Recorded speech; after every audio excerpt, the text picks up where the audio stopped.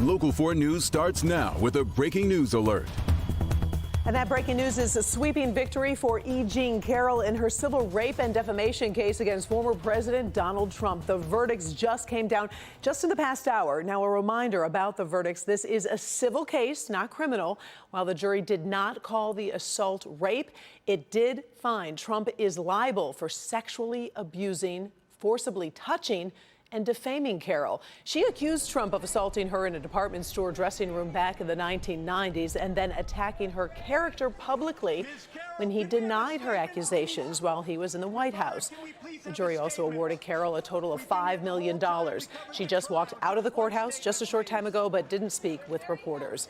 Meantime, we are waiting to see if she will release some kind of a statement or what she might say after this big victory. The former president just released a statement on Truth Social. He writes, quote, "I have absolutely no idea who this woman is. This verdict is a disgrace, a continuation of the greatest witch hunt of all time." We're monitoring more reaction right now. We'll update you on Local 4 News at 5.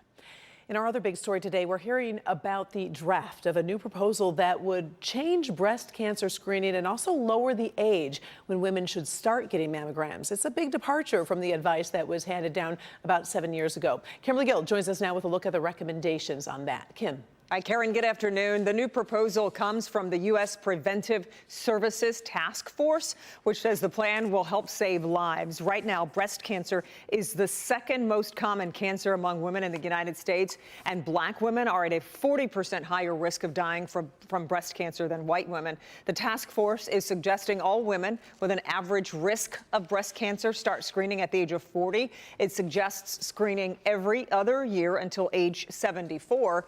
There's been confusion, though, over when women should begin their screening because of the task force's prior recommendation that women begin at age 50. This was out of a concern the benefit was less than the risk of false alarms, but now new evidence shows the rate of breast cancer among women ages 40 to 49 increased 2% each year from 2015 to 2019. Our Dr. Frank McGeorge explains why recommendations shift.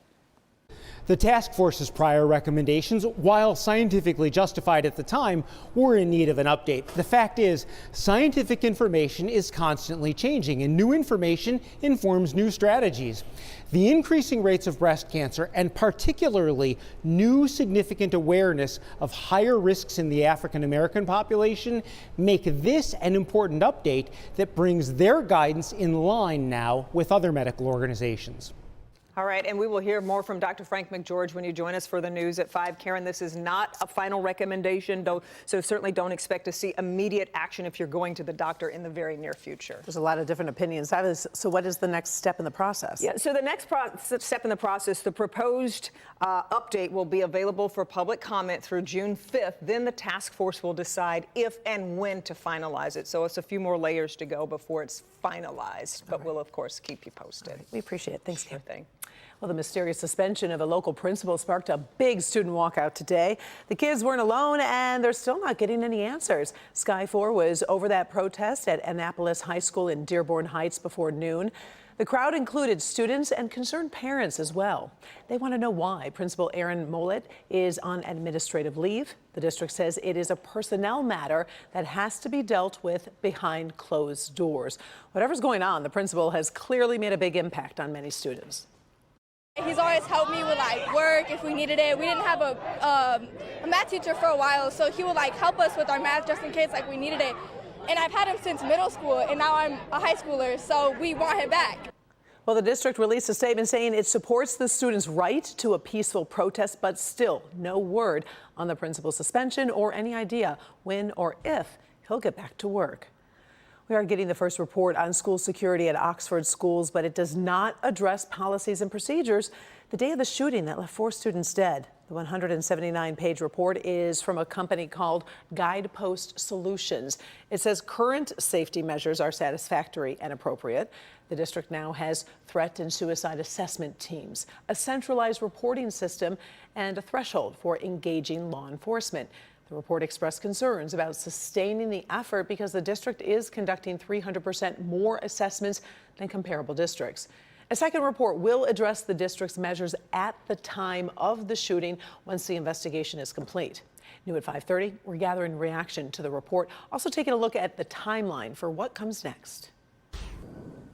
All right, let's turn our attention to your first forecast. The forewarned weather team told you about a warming trend. We can definitely feel it now. I had the chance to walk outside and grab a cup of coffee, Kim. It was gorgeous out there. Isn't it pretty? Yeah, it is. Beautiful. Crystal blue skies, temperatures right where they should be in the upper 60s, but even popping into the low 70s right now in Adrian at 71 degrees, 68 in Pontiac, and 69 in both Detroit and in Howell. Weather story, a nice pleasant stretch of weather over the next several days, upper 70s to near 80 degrees by the end of the week, but rain also returns for the weekend, including Mother's Day. 67 in Mount Clemens, 68 in Pontiac, upper 60s at Metro, 69 in Howell. Tomorrow, another beautiful day, even warmer than today as we climb up to a high of about 74 degrees. And this temperature trend continues with temperatures again close to 80 degrees by the end of the week. But there is some rain, and we'll talk about when in the forecast. All right, thank you, Kim. At this hour, President Biden hosting a high-powered, high-stakes meeting to talk about raising America's debt ceiling. The congressional leadership is there, including Republican House Speaker Kevin McCarthy. He led House efforts to pass a bill to raise the debt ceiling, but it also includes spending cuts already rejected by the president. Democrats argue the ceiling was raised during President Trump's term without spending cuts, and the same thing should happen now. The government could start defaulting on its bills as soon as June 1st without a deal. We'll keep you posted. Now, more medical news for you that could change the lives of many women. Birth control pills could be available without a prescription as soon as the summer. There are still a few steps to go through, but the FDA's independent experts are meeting this week to consider the idea. Local 4's Paula Tutman joins us now to talk about this possible shift. Paula. Yeah, hi. So first of all, I do want to make it clear that there are quite a few pills currently on the market as prescribed drugs. The one we're talking about will be sold over the counter under the name Opill. And so there's a lot of stuff that has to happen in order for that to happen. This pill has one ingredient in it, and it is designed to actually keep the egg from developing fully so it can't be fertilized.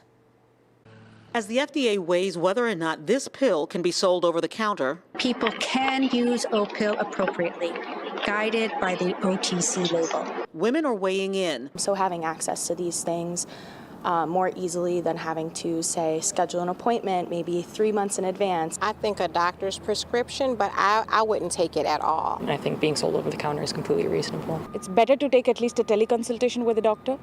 So if in that case, it'll work. Clara Atzett is an 18-year-old soon-to-be junior at the University of Michigan studying political science, meeting her friends at Oakland University for the day. And yes, a topic of conversation is whether or not Opill should be approved for over-the-counter use. Plan B is already over the counter. I don't see how that type of pill shouldn't also be as well. But Clara can debate both sides of the issue for and against herself. I did a congressional debate program, and this is actually one of the things that we discussed. When she debates against making the pill over the counter, a chief argument is not having a physician able to consider if a woman has pre-existing conditions or any health issues that should keep her from using Opill. They have access to all the information on you. They have access to medical knowledge and determining whether this is what you should be taking, what kind of birth control is right for you. But she says, like many other medications, women can self-screen. It's a simple checklist. You check off your medical conditions, whether you should be taking it or not,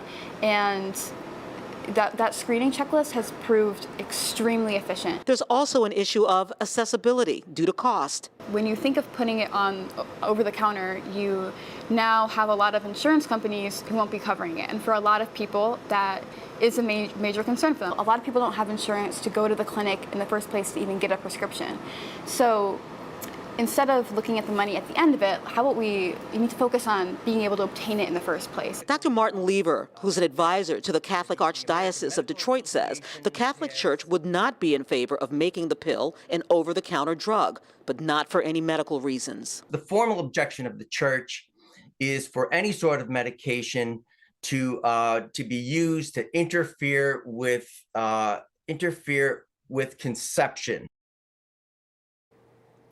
Yeah, point, counterpoint. Those are just some of the reasons, and those are the things being considered, but also the fact that American women tend to be more obese or overweight than women in the more than 100 countries where this is already being sold over the counter, but also whether or not American women will even pay attention to the documentation and pay attention to any possible contraindications. So these are all kinds of things that are being considered. By the way, FDA is expected to make a decision whether to approve over the counter by Wednesday.